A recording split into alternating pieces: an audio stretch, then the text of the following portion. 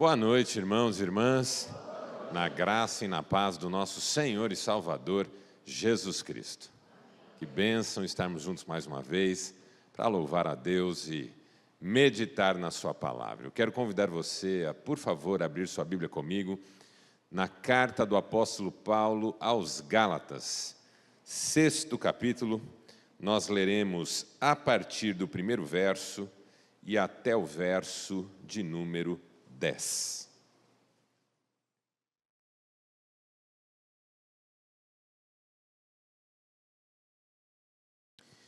Gálatas, 6º capítulo, primeiro verso ao verso 10.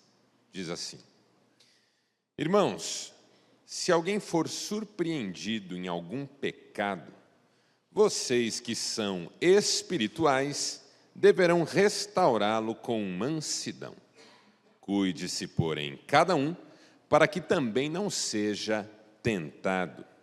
Levem os fardos pesados uns dos outros, e assim cumpram a lei de Cristo. Se alguém se considera alguma coisa não sendo nada, engana-se a si mesmo. Cada um examine os próprios atos, e então poderá orgulhar-se de si mesmo sem se comparar com ninguém, pois cada um deverá levar a própria carga. O que está sendo instruído na palavra, partilhe todas as coisas boas com aquele que o instrui. Não se deixem enganar, de Deus não se zomba, pois o que o homem semear, isso também colherá. Quem semeia para a sua carne, da carne colherá destruição, mas quem semeia para o Espírito, do Espírito colherá a vida eterna. E não nos cansemos de fazer o bem, pois no tempo próprio colheremos, se não tivermos desanimado. Portanto, enquanto temos oportunidade, façamos o bem a todos, especialmente aos da família da fé. Até aqui, louvado seja Deus pela sua palavra, e você diz? Amém.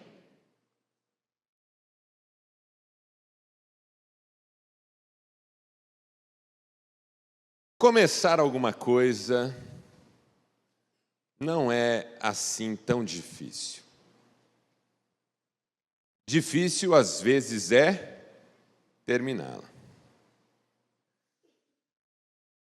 A Bíblia diz que se algo foi começado, deve ser terminado. Eclesiastes. E a sabedoria milenar diz que se algo não vale a pena ser terminado, não vale a pena ser começado.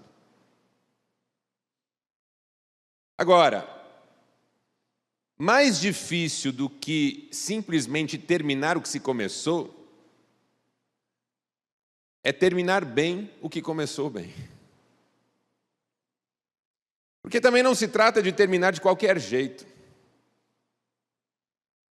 mas de terminar do jeito adequado.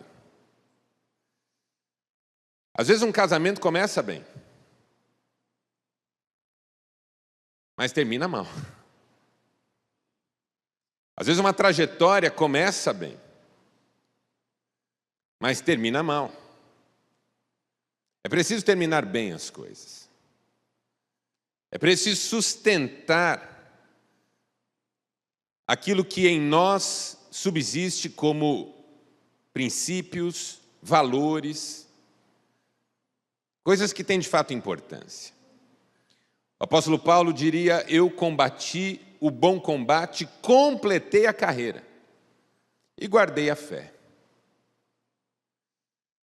Nem sempre aquilo que começa bem termina bem, porque com o tempo nós vamos sendo submetidos a fatores, a pressões que podem nos levar a desviarmos-nos do propósito, do nosso ideal, dos nossos objetivos mais profundos.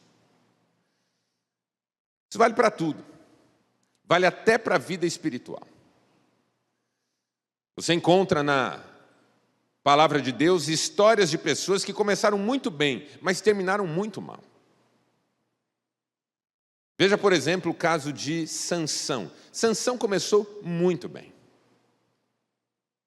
Nascimento profetizado, pais tementes a Deus, uma infância consagrada, um chamado incrível, uma força descomunal, uma presença do Espírito Santo poderosíssima. Sansão começou muito bem. Mas o tempo foi passando e Sansão foi fazendo algumas capitulações, foi negociando alguns princípios e valores, foi se perdendo. E o fim de Sansão talvez seja dos mais deprimentes de toda a Bíblia. Preso, cego, porque seus olhos, os 2 olhos foram feridos, e trabalhando, girando uma roda de moinho e servindo de distração e de chacota para a corte filisteia. Até que num último ato de fé e de entrega, matou os filisteus morrendo junto com eles. Não é só sobre começar, é sobre terminar. Mas não terminar de qualquer jeito, terminar bem. Terminar como Deus quer. Outro exemplo na Bíblia Sagrada é Salomão. Salomão começou muito bem, mas muito bem. Fez o pedido dos pedidos quando Deus lhe apareceu. Eu quero sabedoria e conhecimento, ele disse. O próprio Deus elogiou o pedido, dizendo: você poderia ter pedido qualquer coisa, poderia ter pedido longevidade, vitória sobre os inimigos, riquezas e poder. E porque você pediu sabedoria e conhecimento, eu vou dar a você longevidade, vou dar a você vitória sobre os inimigos, vou dar a você riquezas e poder. Mas o tempo foi passando e Salomão foi negociando algumas coisas. Começou a querer agradar pessoas, começou a querer ser popular mais do que ser fiel. E terminou muito mal. A ponto de o próprio Deus dizer para ele: eu só não vou dividir o reino na tua gestão por amor a Davi teu pai. Mas assim que você morrer, o reino será dividido por causa do teu pecado. Talvez um dos exemplos mais emblemáticos seja o exemplo de Judas. Judas começou muito bem. Começou escolhido para ser apóstolo. Estava presente na multiplicação dos pães. Viu Jesus andar sobre as águas. Viu Jesus curar um cego de nascença. Viu Jesus limpar a um só tempo, de uma só vez, 10 leprosos. Viu Jesus fazer coisas inacreditáveis. Mas o tempo foi passando. E ele começou a deixar a ansiedade tomar conta dele. De repente, o que Jesus lhe oferecia não era suficiente. E ele terminou vendendo o mestre por 30 míseras moedas de prata. E depois ele jogou de volta para os que lhe pagaram e foi e suicidou-se. Uma coisa que eu aprendo com essas histórias é que o tempo não é naturalmente nosso amigo. Nós precisamos ter cuidado. Com o tempo, algumas coisas acontecem que não nos favorecem, que não nos privilegiam, que não nos ajudam necessariamente. Primeiro, com o tempo, a gente envelhece. E envelhecer é complicado. Tudo bem que é melhor envelhecer do que não envelhecer. Mas é complicado. De repente, a gente começa a conviver com dores que nunca passam, movimentos mais lentos e difíceis, e aquela sensação de que vai ficando mais coisa para trás do que para frente. Envelhecer não é fácil, e com o tempo a gente envelhece, as coisas envelhecem. Com o tempo você tem que trocar eletrodoméstico. Com o tempo você tem que jogar uma roupa ou dar uma roupa, sei lá, e comprar outro. Com o tempo, aquilo que a gente tem também fica velho. Com o tempo, a gente acumula. Acumula tralha. Tanto na vida material como na emocional. Você já reparou como você acumula tralha com uma facilidade gigantesca? Qual casa não tem um quartinho que serve para tudo? Por isso que eu e Cristiane gostamos de mudar. Porque mudança é uma oportunidade para você jogar coisa fora. Não é? A última mudança que fizemos, fui limpar minhas gavetas do escritório. Aí tinha uma gaveta só de convite de casamento. Tinha convite lá de gente que até já tinha separado. E eu guardando. Falei, nem a pessoa dá mais valor para isso. Eu já tratei na clínica como psicanalista de gente acumuladora. Que guarda coisa velha, que guarda coisa usada, que guarda coisa que não serve para nada, sob a ideia de que um dia pode vir a servir. Vai que um dia eu preciso. Vai que um dia eu preciso. E é a mesma lógica que funciona na nossa vida emocional. A gente guarda tranqueira, porque vai que um dia precisa. Guarda mágoa, porque vai que um dia precisa, para jogar algo no rosto do outro, para se proteger do outro, para não deixar esse outro entrar de novo. Guarda ressentimento, acumula inimigos. Quando você era criança, você fazia amigos, agora que está velho, faz inimigos. Fui num voo recentemente, sempre comento essa história porque foi deliciosa. Estava sentado numa das primeiras fileiras, entrou um menininho de uns 5 anos, bonitinho, bem vestido, todo descolado. E aí a pessoa da primeira fileira não aguentou ver aquele menininho tão bonito, estendeu a mão e o menino bateu. Aí a pessoa da segunda fileira estendeu a mão, o menino bateu. Terceira fileira estendeu a mão, o menino bateu. Eu estava ali na frente, estendi a mão, o menino bateu. E ele foi batendo na mão das pessoas, chegou no meio do avião, nós ouvimos ele falar, pai, fiz um monte de amigo. Mas eu e você, hein? Já tem lugar que a gente não pode ir, porque não pode ver fulano. Tem festa de família que a gente já não vai mais, porque não pode ver Beltrano. E assim a gente vai acumulando desafetos. Com o tempo a gente esquece. Sua memória não é mais a mesma, talvez. Esquece datas, esquece nomes, esquece números. Eu vivi uma época em que a gente decorava número de telefone. Lembra? Ah, liga lá para tua prima, 211-0043, que é o número do telefone da minha casa quando eu era criança.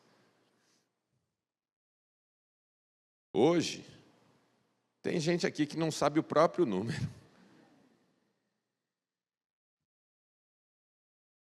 Tem que olhar. Ah, deixa eu ver. Porque o tempo vai passando, as informações vão ficando para trás. Algumas você nunca mais usou. Eu não sei, deve ter alguém aqui, mas eu imagino que a maioria de nós nunca usou uma equação do segundo grau. E alguns aqui que nem lembram o que isso significa. Com o tempo a gente esquece. E infelizmente com o tempo a gente esquece até mesmo o que Deus já fez por nós. Uma das coisas tristes que eu vivi como pastor foi tentar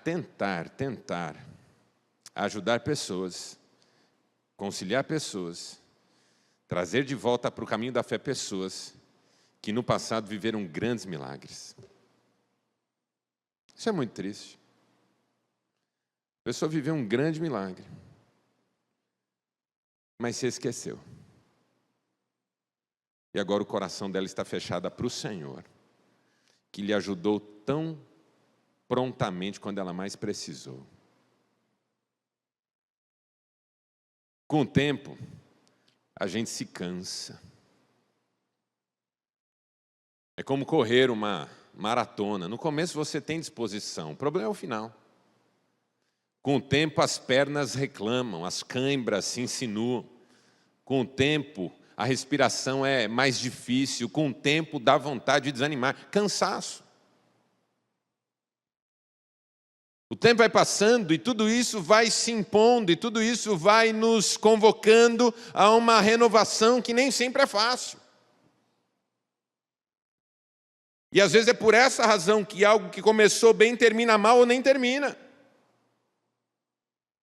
É por tudo isso que um casamento começa bem e termina mal, uma vida profissional começa bem e termina mal, uma vida de fé começa bem e termina mal. E se eu fosse resumir a carta que o apóstolo Paulo escreveu aos Gálatas, que é a carta que está diante dos nossos olhos agora, eu a resumiria com essas palavras: os Gálatas começaram muito bem, mas estavam terminando mal. Muito mal. E é sobre isso o tempo todo que Paulo lhes escreve. Capítulo 1. Paulo escreve sobre o evangelho que ele pregou e que os Gálatas ouviram, e que é o evangelho de Cristo, mas que de repente um outro evangelho estava sendo disseminado entre eles. E Paulo diz que esse outro evangelho seja anátema, porque ainda que um anjo venha pregar outro evangelho que não de Cristo, seja anátema entre vocês. Anátema significa maldição. Ou seja, você deve rejeitar como algo maldito qualquer coisa que seja diferente do evangelho de Cristo. E ainda no 1º capítulo, Paulo diz assim: eu estou espantado que vocês estejam passando do evangelho de Cristo para um outro evangelho. Vocês começaram tão bem. Estão terminando mal, por quê? No capítulo 2, Paulo defende a sua autoridade como apóstolo. Conta da vez até que ele enfrentou Pedro. Porque Pedro estava se esquecendo de quem ele era, de quem Cristo era, e voltando a uma prática da religião que ele seguia antes de conhecer a Cristo. Resisti-lhe na cara, diz Paulo. Não admitiu o que ele estava fazendo. Ele não tinha esse direito. Que até Pedro, em algum momento, se esqueceu e deixou-se levar. No capítulo 3, Paulo fala sobre a relação entre a lei e o Espírito. E ele diz: vocês que viram milagres e a operação do Espírito, agora vão voltar à prática da lei? Porque o que estava acontecendo entre os Gálatas? Eles se converteram, eles conheceram a Cristo, eles experimentaram o dom do Espírito Santo, mas o tempo foi passando e foram se infiltrando nessa igreja religiosos oriundos da tradição judaica. E esses religiosos começaram a disseminar entre os Gálatas a ideia de que os cristãos só seriam salvos mesmos se adotassem toda a cultura e toda a tradição judaica, especialmente a circuncisão. Então, de repente, aquela igreja cheia do Espírito, feliz em Deus, confiante em Cristo, começou a se transformar numa sinagoga judaica, onde mais importante do que crer em Cristo era ser circuncidado, mais importante do que louvar a Deus era observar dias e rituais, mais importante do que qualquer coisa era seguir a cartilha religiosa que o próprio Cristo havia superado, vencido e deixado para trás. E Paulo diz: vocês que nasceram do Espírito estão indo para a lei por causa de quê? No capítulo 4, Paulo vai defender a tese de que nós somos, pela fé, filhos. herdeiros e livres. E ele vai fazer uma comparação incrível entre Sara e Agar, dizendo: Agar teve um filho, filho da escrava, Sara teve um filho, filho da livre. Nós somos filhos da livre, mas estamos nos comportando como filhos da escrava. Uma metáfora, obviamente, da nossa condição espiritual. E aí no capítulo 5, Paulo fala da liberdade da vida no Espírito. Ele começa dizendo: foi para a liberdade que Ele nos libertou. Não voltem, não voltem, não voltem para a prisão de que vocês saíram. De repente ele diz: vivam no Espírito e vocês não satisfarão as concupiscências da carne. As obras da carne são conhecidas, todo tipo de coisa ruim, mas o fruto do Espírito é amor, alegria, paz, bondade, benignidade, fidelidade, longanimidade, mansidão, domínio próprio. E contra essas coisas não tem lei. Vivam no Espírito.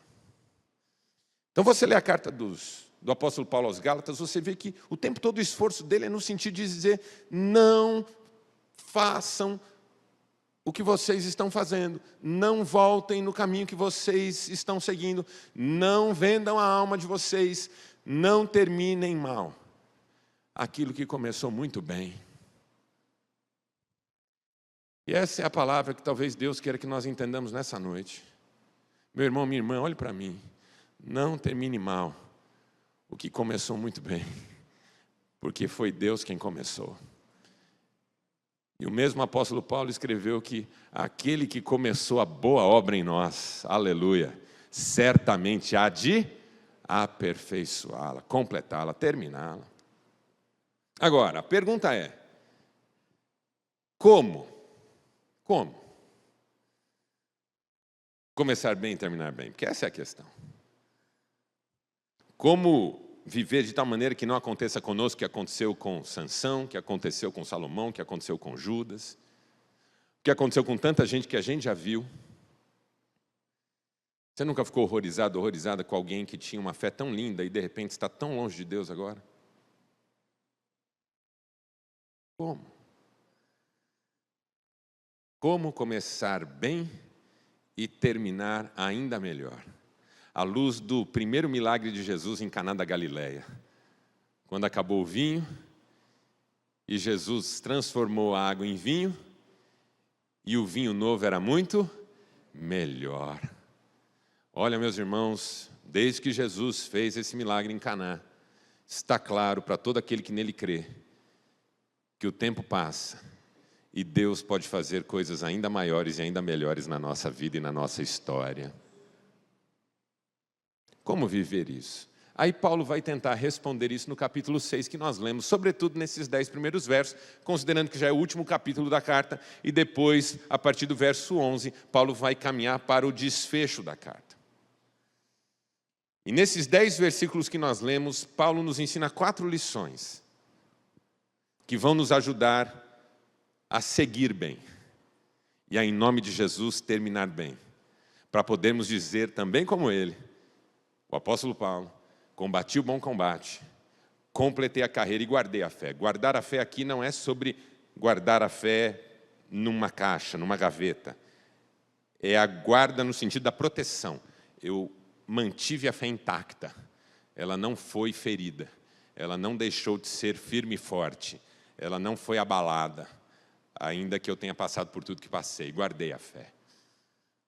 Como que a gente pode chegar a esse ponto? 4 lições. Primeira lição que eu aprendo com o apóstolo Paulo nesses versos que nós lemos é: viva de forma leve. Diga, viva de forma leve. Vamos dizer juntos? Viva de forma leve. Paulo começa dizendo o seguinte: irmãos, se você vai ajudar alguém, corrigir alguém, repreender alguém, mesmo alguém que errou, faça isso com mansidão e cuide de você mesmo, para você também não errar e não cair. Em outras palavras, Paulo está dizendo o seguinte: não transforme nenhuma situação em alguma coisa maior do que o que ela é. Porque isso é algo que cansa todos nós, fazermos de situações pequenas grandes coisas.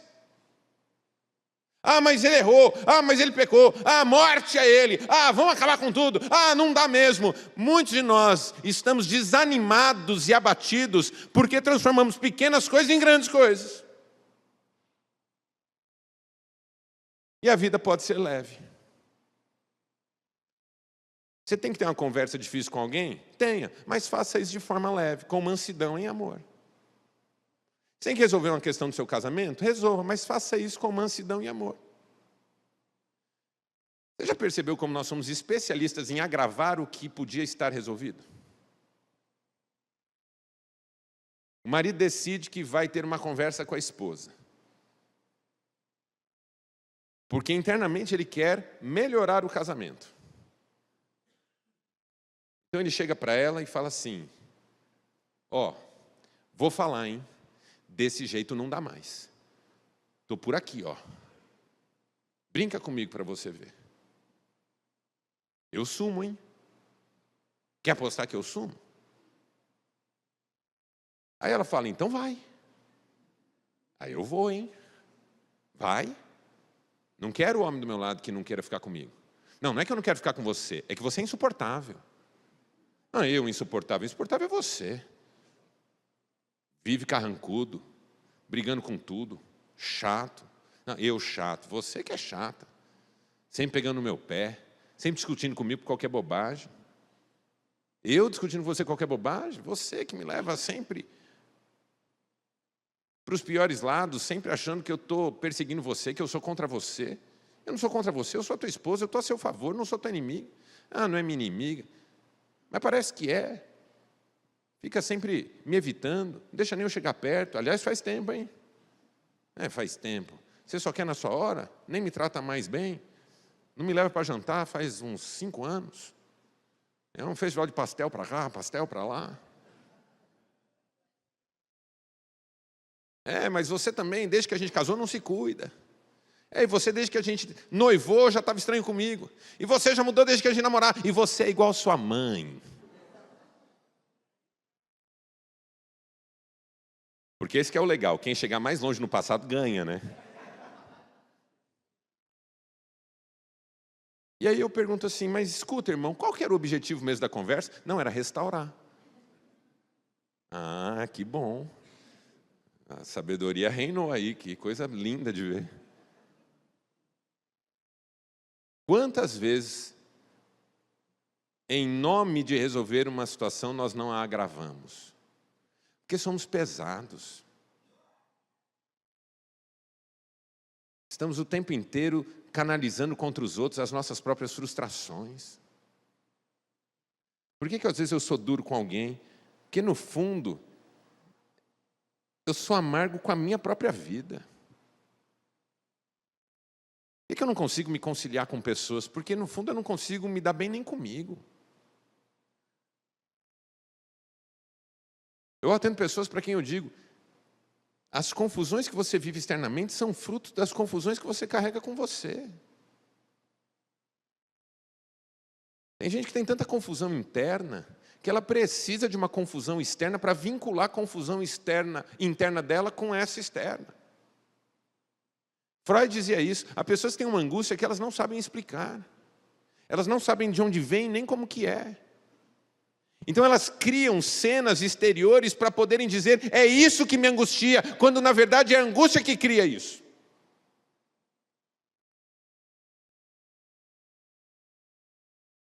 Aí a mulher para na porta da sala da casa, olha para o marido está lá sentado, com o filho pequeno no colo, o filho já quase dormindo, o outro no tapete, brincando com um caminhãozinho, um jogo do Corinthians na TV. Aí a mulher olha e internamente ela pensa, está pacífico demais isso aqui.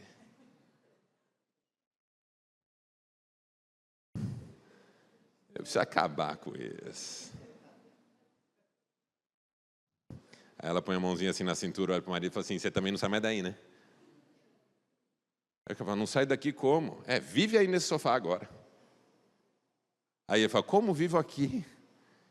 Eu trabalhei a semana inteira. Ah, então agora só você trabalha.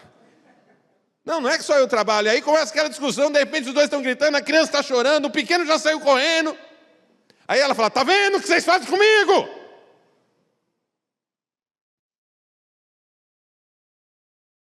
Eu não sei onde foi que a gente perdeu a leveza de viver.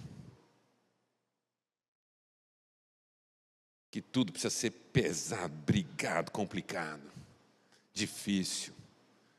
Paulo disse, se alguém errou com você, vá lá falar com mansidão e se cuida, tá? Para você não cair em tentação. Tente viver uma vida leve. Ajudem-se, de modo que um carregue o fardo do outro, para cumprir a lei de Cristo.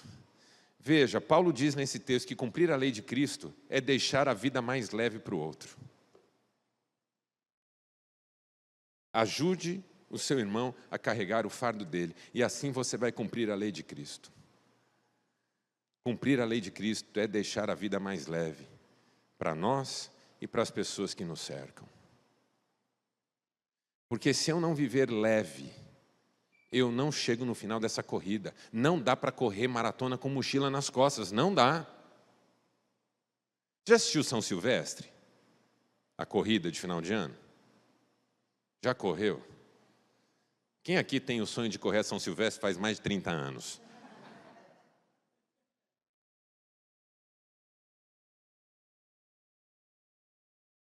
No começo da São Silvestre tem um pessoal fantasiado, não tem?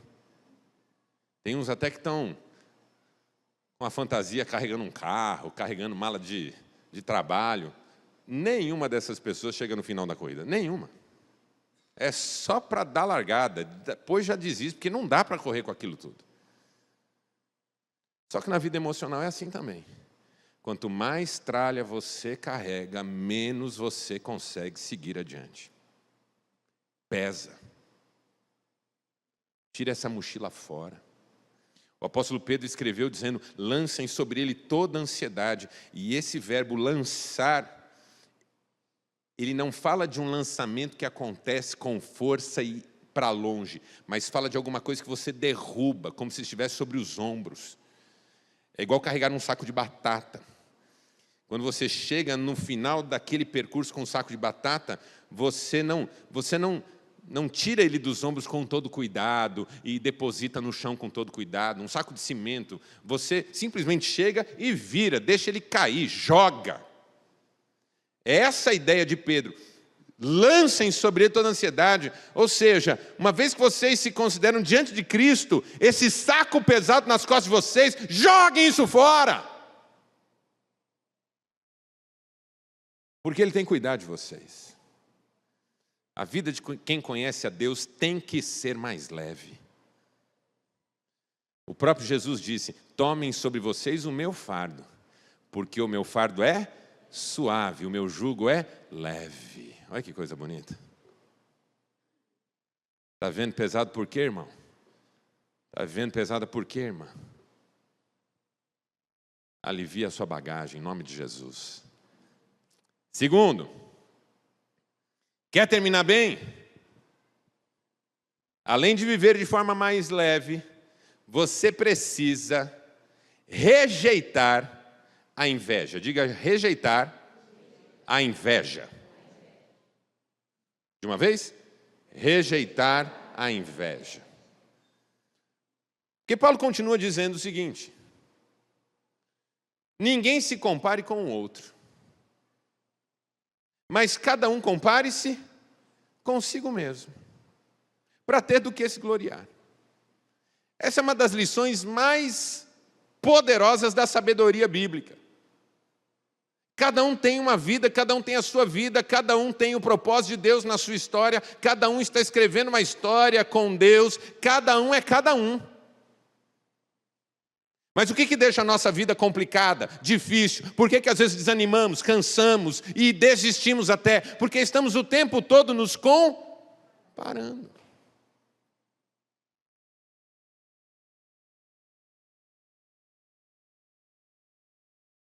Esse negócio da inveja é complicado. Porque a gente só se compara com quem a gente inveja, a gente não se compara com quem a gente não inveja. É muito raro a gente falar assim, olha, Estou olhando aqui para todo mundo que tem a vida pior que a minha e estou pensando, como eu sou feliz. Deus, minha vida é top, hein? Porque eu vejo a maior parte da população mundial não tem a vida que eu tenho. Entendeu?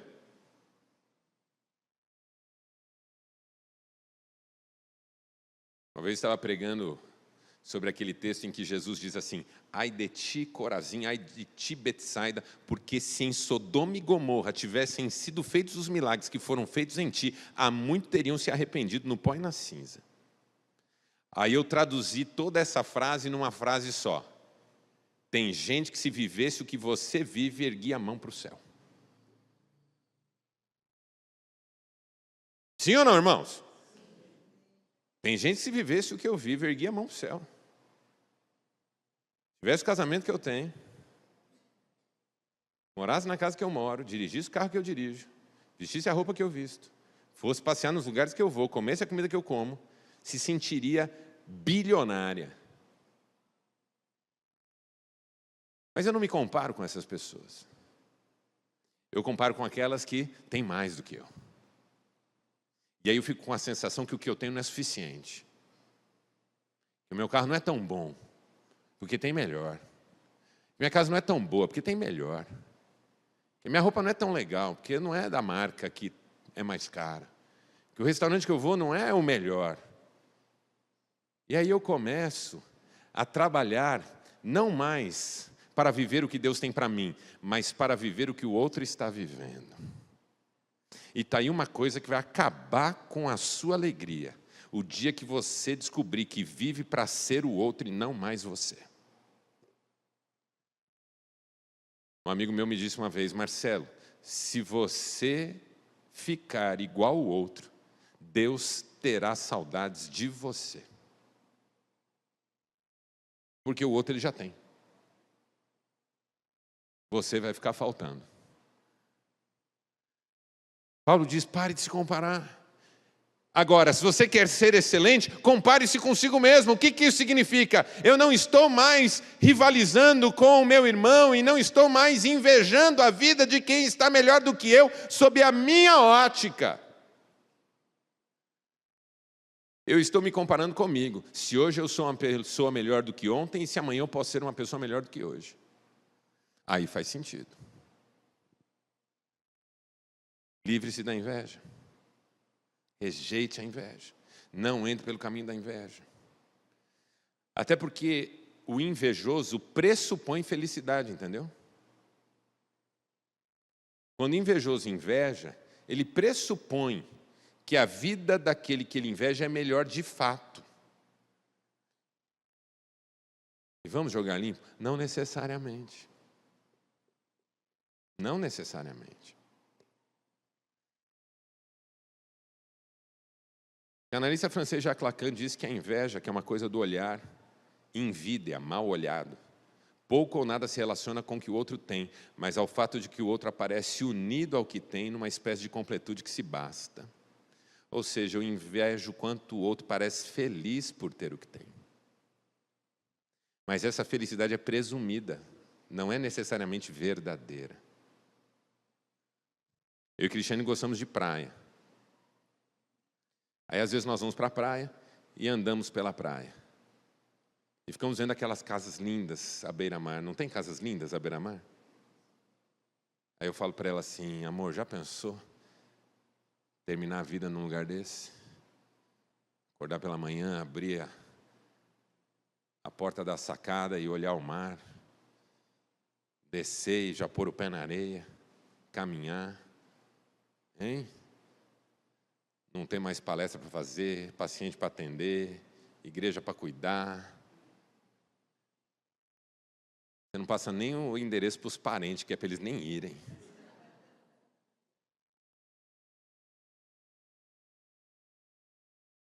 Que é vida, hein? Aí a gente andando, olhando as casas, vem um casal na direção contrária. Praia tranquila, vazia. Casal, bom dia, bom dia. São de onde? Ah, moramos em Londrina, norte do Paraná. Ah, conheço. Minha filha estudou lá. Ah, que legal. E vocês moram aonde? Aqui mesmo. É aqui? É aquela casa ali, ó. Ah, que legal. Tá. Ah, tá, bom dia, bom dia. Aí você vai andando. Passar da raiva. Eu falo para a Cristiane, eles é que devem ser felizes, hein? E ela me pergunta, será? Será? E se o senhor toma remédio tarja preta para dormir, porque senão não dorme? E se a senhora não sabe o que é um prazer faz anos? E se os dois têm um filho que nem conversa mais com eles? Tem um neto que eles nem conhecem? E se eles não têm mais amigos e vivem uma solidão que eles já não conseguem mais enfrentar? Será que são felizes? Só porque tem uma casa num lugar idealizado? Compare-se com você mesmo. Porque quando o critério sou eu consigo ser mais objetivo. Eu sou feliz? Sou. Pode melhorar? Pode, claro que pode. Mas também não posso esquecer de onde eu saí. Por isso que eu gosto demais da frase do Martin Luther King Jr. que disse: eu sei que eu ainda não sou quem eu deveria ser, mas também sei que já não sou quem eu era. Estou no processo. Irmãos, louvado seja Deus, estamos no processo. Vamos terminar bem em nome de Jesus. Em nome de Jesus. Aí Paulo dá uma terceira dica. E a terceira dica para terminar bem é: alimente-se espiritualmente. Diga, alimente-se espiritualmente. E agora juntos, alimente-se espiritualmente. Paulo vai dizer, cada um reparta com outras coisas boas, sobretudo com aquele que ensina a palavra. Se vocês têm sido abençoados por alguém, abençoem essa pessoa.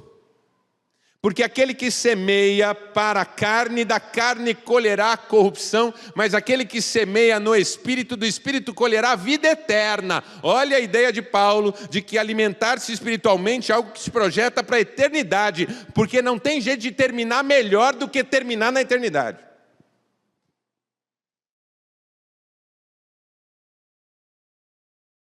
Ou seja, você quer chegar longe e bem, você tem que investir no seu crescimento espiritual. Porque se você não investir na sua vida espiritual, você não vai terminar bem. É a vida espiritual que nos ajuda a viver com leveza e a não ter inveja. Quando Paulo fala sobre cada um comparar-se consigo mesmo, no final dessa reflexão ele diz, porque cada um deverá levar a própria carga. E é uma coisa curiosíssima, porque ele tinha acabado de dizer, levem as cargas uns dos outros. Notou isso? Olhe para o texto.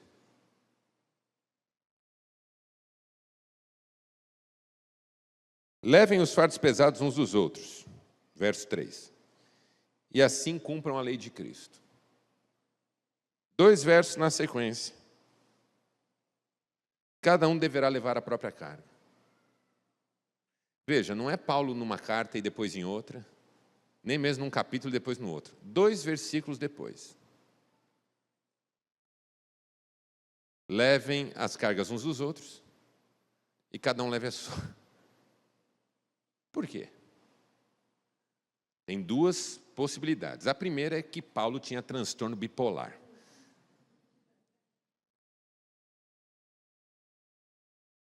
Leve as cargas uns dos outros. É mesmo? Não, leva cada uma a sua. Mas eu não acho que seja isso. Ufa. Me parece que Paulo está corrigindo uma questão aqui. Quando você se coloca a levar a carga de alguém, não demora, você se ressente que ninguém está levando a sua. Entendeu? A pessoa que ajuda, que serve, que abençoa, Se ela não tomar cuidado, ela começa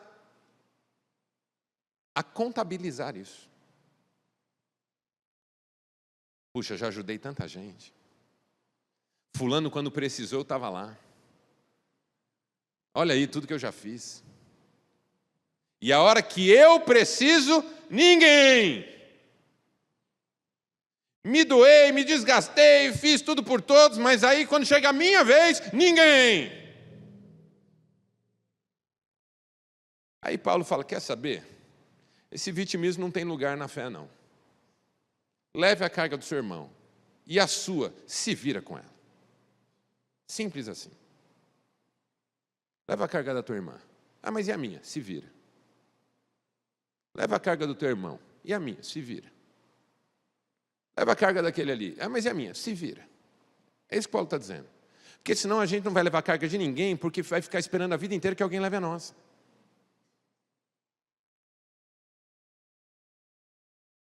Então Paulo já bate o martelo aqui e diz, cada um leve a sua. Ainda que eu tenha dito, cada um leve a do outro. Porque cada um leve a do outro no que diz respeito a servir, cada um leve a sua no que diz respeito a demandar. Porque viver de ressentimento também é algo que vai fazer você terminar mal. Então é por isso que você tem que se alimentar espiritualmente. Porque quem não se alimenta espiritualmente, começa a se esquecer de que, se eu não tiver quem leve a minha carga, eu continuo tendo quem leve a minha carga, Cristo Jesus, que sempre leva a minha carga. Porque essa é a verdade, você se alimenta espiritualmente e começa a depender menos dessa disposição do outro, desse afeto do outro, dessa gratidão do outro, desse reconhecimento do outro. Não se trata mais do outro, se trata de quem eu sou em Deus.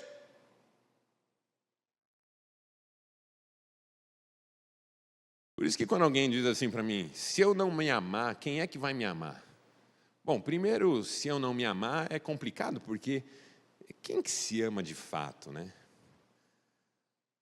Esses dias eu falei assim, não é desafio você amar a si mesmo. Eu falo, mas a Bíblia não fala que a gente tem que se amar? Onde? Naquele texto que diz, ame ao seu próximo como a ti mesmo. Ame ao teu próximo como a ti mesmo significa, você ame o teu próximo, considerando de igual valor, igual dignidade que você tem. Porque senão, se eu disser que amar o próximo como a mim mesmo é uma questão de reproduzir com ele o afeto que eu tenho comigo, eu posso até odiá-lo, desde que eu me odeie. Ou seja, dê para o outro o que você dá para você, e se o que você dá para você é ruim? Você tem o direito de dar para o outro? Então Jesus não está estabelecendo os seus afetos como padrão, ele está apenas dizendo que o outro é tão importante quanto você nessa lógica de Deus. Mas quanto ao amor próprio, a verdade é que é difícil a gente se amar se a gente se conhece de verdade. Blaise Pascal falou sobre isso. O problema do amor próprio é que ele não consegue se impor à medida em que a pessoa reconhece quem ela é e os defeitos que ela tem. Então ela só se ama à medida em que ela se engana. O Jacques Lacan, aprofundando essa ideia, escreveu uma frase que eu acho brilhante. Ele diz assim, só me amo à medida em que me desconheço essencialmente. Só me amo à medida em que me desconheço essencialmente. Então essa bobagem de se eu não me amar, quem é que vai me amar? Se eu não me cuidar, quem... Isso é coisa do egoísmo, do egocentrismo da nossa geração. Eu não sou capaz de me amar, eu esbarro em mim, esse estranho em mim. O apóstolo Paulo dizendo, eu tenho uma lei dentro de mim que conspira com a lei de Deus. O bem que eu quero eu não faço, o mal que eu detesto eu pratico. Miserável homem que sou. Mas eu não preciso gostar de mim para ser feliz. Eu preciso aceitar o amor daquele que me ama incondicionalmente. Porque ainda que eu não me ame, Ele me ama. Se eu não me amar, quem é que vai me amar? Deus, porque Ele já me ama. E aí não é que eu me amo, é que eu sou feliz com o amor que Ele tem por mim, que eu sei que eu não mereço. E aí eu sou feliz com isso, e gosto de ser eu. É um movimento contrário. Não é que eu me amo e sou feliz, é que eu sou amado e sou feliz. Porque o segredo da vida feliz não é amar a si mesmo, é saber-se amado por Deus. Porque aí você não desiste de você mesmo, nem mesmo quando dá muita vontade de fazer isso. Quem é aqui que nunca teve vontade de desistir de si mesmo? Mas aí a gente lembra que Deus nos ama e que Ele tem o melhor para nós. Paulo está dizendo, abençoe quem te instrui na palavra e semeie na sua vida espiritual, porque é isso que vai te fortalecer no dia difícil. A ideia de abençoar quem te instrui na palavra, Paulo está dizendo, se você for sábio, você vai abençoar pessoas que te ensinam para nunca faltar esse tipo de gente na sua vida. Gente que te ensina na palavra.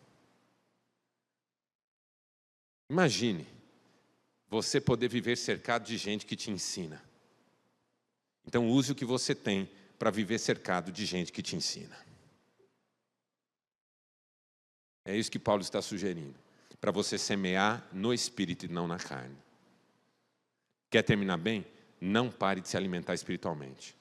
Você vai ter 90 anos, 100 anos, se estiver aqui ainda, estará se alimentando espiritualmente, porque é isso que vai fazer você terminar bem. E por último, para terminar bem. A última lição que Paulo ensina, primeiro, viva com leveza. Segundo, rejeite a inveja. Terceiro, alimente-se espiritualmente. Quarto, sirva as pessoas. Diga, sirva as pessoas. E agora juntos? Sirva as pessoas. Essa é a última dica. Faça o bem, diz o apóstolo Paulo. Ele termina dizendo, no texto que nós lemos, faça o bem a todo. Faça o bem enquanto tiver oportunidade. Faça o bem, semeie. Enquanto você tiver oportunidade de não desfalecer, semeie coisas boas na vida das pessoas também. Compartilhe, ame, sirva com seus dons espirituais, sirva com o seu tempo, sirva com os seus conhecimentos, sirva. Especialmente, é a última frase que ele diz nesse texto que nós lemos, os da família da fé, porque aqui Paulo aponta para o ministério cristão. E eu vou dizer uma coisa para você que eu já disse várias vezes. Eu sou muito grato a Deus por Ele ter me dado um ministério, porque muitas vezes foi o meu ministério que me protegeu de fazer bobagem. Você entende isso? Quem serve a Deus cuidando de casais, cuida do próprio casamento, entendeu? Quem serve a Deus em qualquer área, se cuida, porque não quer deixar de servir a Deus nessas áreas. Quando a gente serve pessoas, a gente cuida da gente. É um jeito maravilhoso da gente terminar bem, porque a gente começa a perceber que a nossa vida tem importância na vida dos outros. Não é uma importância de reconhecimento e valorização, é uma importância de fato e de verdade, é uma importância espiritual. Eu já ouvi tantas vezes, pregando em tantas igrejas pelo Brasil e fora do Brasil, gente que me dizia, você tem ideia de quanta gente desanimaria da fé se você se perdesse? E eu sei que eu não sou responsável pela fé de ninguém. E se um dia eu me perder e você se perder também, essa dor é sua e eu não tenho culpa nenhuma dela. Você tinha que estar firmado em Cristo e não em pessoas. Mas a verdade é que algumas pessoas, quando olham para mim, pensam, é possível. E eu quero que elas continuem pensando assim. O autor aos Hebreus diz, olhem a grande nuvem de testemunhas que vocês têm e sigam o exemplo de sua fé. Que é o capítulo 11 da galeria dos heróis da fé. Gente como Abel, gente como Abraão, gente como Davi, gente como José, gente como Daniel, gente como Isaías, gente que até o fim foi fiel a Deus. E os exemplos dessas pessoas nos inspiram. Você pode ser um exemplo para outros. E se não for por ninguém, que seja por seus filhos. Porque um dia você não estará mais aqui, mas seus filhos contarão a sua história. Meu pai e minha mãe não estão mais conosco, mas eu e meus irmãos contamos essa história. De como eles terminaram bem, terminaram na fé. Terminaram orando pelos filhos e pelos netos. Terminaram vivendo dignamente. Terminaram muito bem. E nos aguardam na eternidade, onde estaremos juntos para sempre, quando Cristo nos chamar a todos. Vale a pena. Olhe para mim. Vale a pena. Vale muito a pena. Até porque quando a gente chegar lá, terá valido totalmente a pena. Ouviremos a voz daquele cuja voz nós reconheceremos na hora. Sempre soubemos que era essa a voz dele. Vinde a mim, benditos do meu Pai, para o gozo eterno que vos está preparado desde a fundação do mundo. Nessa hora, terá valido muito a pena começar bem e terminar bem. Feche seus olhos, por gentileza, eu quero orar com você, em nome de Jesus. E eu quero orar com gente que quer terminar bem. Especialmente se você sente que está saindo do caminho. Que já está desanimando. Que já está começando a negociar alguma coisa. Que já está esfriando. Está vivendo uma vida pesada. Dura. Carregando fardos para todo lado. Você que ainda sofre com inveja. Ninguém reconhece que tem inveja. Ninguém gosta de dizer eu tenho inveja. Mas no fundo a gente sabe que a gente se sente menor quando está diante de alguém que tem acesso ao que a gente deseja. Que a gente avalia o nosso bem-estar e a nossa felicidade com a régua do outro. Você que tem desanimado porque luta e não chega em lugar nenhum, porque você está colocando o alvo do outro como referência para você.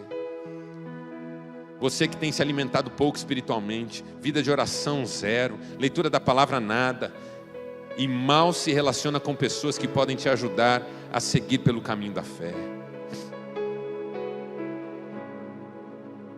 Você que de repente já não tem servido a ninguém. Tem dons que Deus te deu, ministérios para os quais Ele te chamou, e você já não tem mais se disposto. Seja qual for o seu caso, e você sente que andou esfriando no caminho, eu quero orar para que o Espírito Santo venha e reaqueça o seu coração, e reacenda a chama do fervor, e restaure o primeiro amor. Jesus disse para a igreja de Éfeso: tenho, porém, contra ti que abandonaste o primeiro amor. Talvez hoje seja dia de pedir a Deus que Ele nos ajude a retomar, recuperar, restaurar o primeiro amor. Quantos querem fazer essa oração comigo? É só ficar em pé no seu lugar e eu vou orar com você. Para que hoje o Senhor comece a reacender a chama. A chama. A chama. Oh meu Deus, oh meu Deus,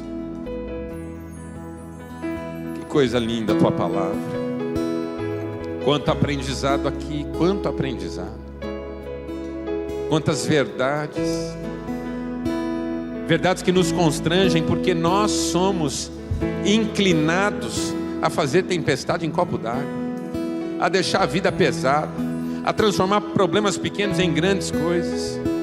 Tumultuamos aquilo que poderia ser simples, complicamos.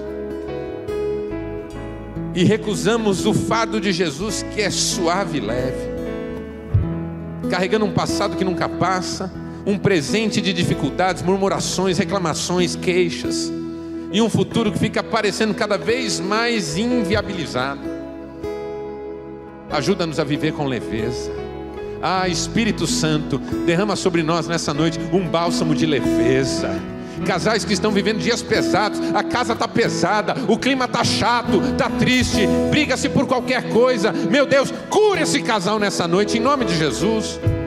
Tira desse marido essa necessidade de autodefesa, tira dessa esposa todo o vitimismo, em nome de Cristo. Sara essa família, Pai, para que haja leveza no lar, sorriso no rosto. Claro que os problemas vão continuar existindo, as lutas vão existir, mas elas serão melhor enfrentadas com leveza. Livra-nos da inveja, Pai, nessa noite, que consiste em ficarmos avaliando a nossa vida pela régua do outro, estabelecendo nossa relação com a felicidade pela presunção da felicidade do outro. A verdade é que nós já temos mais do que merecemos, muito mais do que necessitamos, e ainda temos um Deus que é o dono de todo o ouro e de toda a prata, e que pode nos abençoar como tem nos abençoado com toda sorte de bênçãos. Dá-nos contentamento, alegria, gratidão. Ajuda-nos a nos alimentarmos espiritualmente, Pai. Dá-nos sede da Tua palavra. E se não temos a força no momento de buscarmos por nós mesmos, que tenhamos pessoas que nos ajudem e que valorizemos essas pessoas. Nossos pastores, nossos líderes, conselheiros, irmãos em Cristo que são bênção para nós. E também, Pai, levanta-nos para te servir, porque quem te serve cresce na certeza de que um dia receberá galardão, e tudo terá valido a pena, tudo terá valido a pena, tudo terá valido a pena. É a nossa oração, em nome de Jesus. Amém e amém. Vamos ficar todos em pé e vamos louvar ao Senhor com alegria, em nome de Jesus.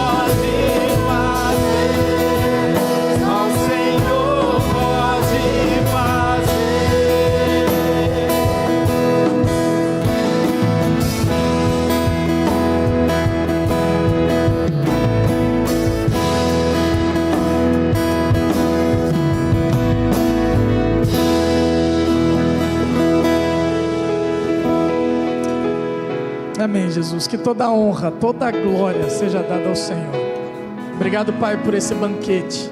Obrigado pela Tua palavra, que nos incentiva, que nos traz esperança, que nos traz de volta ao caminho, que nos faz repensar a nossa história, mas que nos dá força para continuar, para terminarmos bem, Pai. Muito obrigado, que toda a honra, toda a glória seja dada ao Senhor, e que durante a semana a gente possa Te glorificar com as nossas vidas, com as nossas atitudes, com o nosso comportamento transformado em resposta, em obediência à Tua santa palavra, em nome de Jesus. O povo de Deus receber a bênção do Senhor, e que a graça do nosso Senhor Jesus, o amor de Deus e Pai, e a comunhão, o consolo, o fruto, os dons do Espírito Santo, que te farão começar bem, que te farão desenvolver bem, que te farão terminar bem, esteja sobre a tua vida, sobre a tua casa, não só agora, até a volta do Senhor Jesus, agora e para sempre. Amém e amém. Querido, dê um abraço na pessoa que está do seu lado. Deus te abençoe.